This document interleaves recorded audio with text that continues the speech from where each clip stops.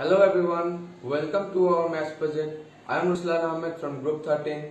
Today we will be presenting you a short video about Euclid and its contribution in the field of mathematics. To better understand the topic, we have divided the topic into several parts. First, we will begin with what is geometry and its uses. For the basic concept of geometry, it is with arithmetic one of the oldest branches of mathematics. Geometry deals with points, lines, surfaces, solids, etc. The word geometry comes from the Greek word geo meaning the earth and metrein meaning to measure.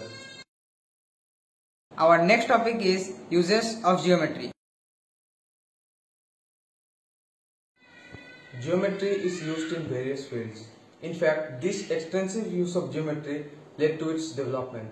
Some of the uses of geometry in ancient times were: geometry appeared to have originated from the need of measuring land. Number 2. In the Indian subcontinent, it is found that there is an extensive use of geometry in the Indus Valley civilization. Each bricks used in the construction was in the ratio 4:2:1. Number 3. In the Vedic period, geometry was used in the construction of authors for the Vedic rites. As we now know about geometry, let's get to know about the great mathematician who is often regarded as the father of geometry, that is Euclid.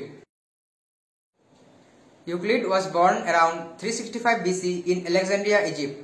His most famous work is his collection of 13 books called The Elements.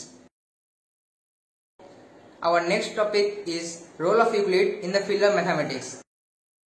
In the book 1 of Elements, Euclid mentioned 23 basic definitions. Some of the important definitions are: a point is that which has no part, a line is a breadthless length, the end of a line are called points, a straight line is a line which lies evenly with the points on itself, a surface is that which has length and breadth only, the edge of a surface are lines, a plane surface is a surface which lies evenly with straight lines on itself. The most famous work in axioms and postulates. Axioms and postulates are properties which are actually universal truth and are not needed to be proved. Axioms are properties which are used throughout mathematics and are specifically linked to geometry, while postulates are properties that are specific to geometry. Euclid's 7 axioms are given below, and out of these 7 axioms, one of the most important axioms rather than the field of mathematics is the 5th axiom, that is, the whole is greater than the part. Euclid's 5 postulates are given below.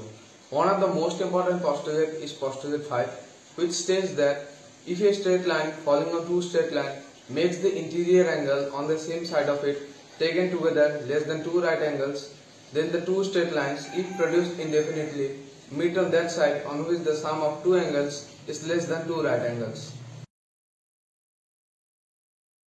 As we now know about Euclid and his contributions, let's take a look at the differences between Euclidean and non-Euclidean geometry. First, let's start with the discovery of non-Euclidean geometry. Many mathematicians, including Euclid, failed to prove the 5th postulate as a theorem, but these efforts led to a huge achievement, the creation of several other geometries. These geometries are known as non-Euclidean geometries.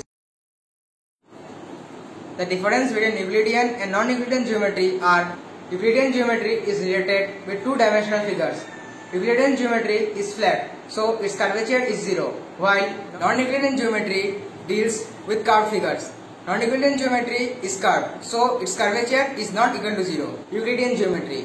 Euclidean geometry is held in 2 dimensions. It is used in surveying or building. In Euclidean geometry, if 2 lines are parallel to the third line, then the 2 lines are parallel to each other. Non-Euclidean geometry is held in 2 or 3 dimensions. A modern use is in the special theory of relativity. In non-Euclidean geometry, if 2 lines are parallel to the third line, then the 2 lines are not parallel to each other.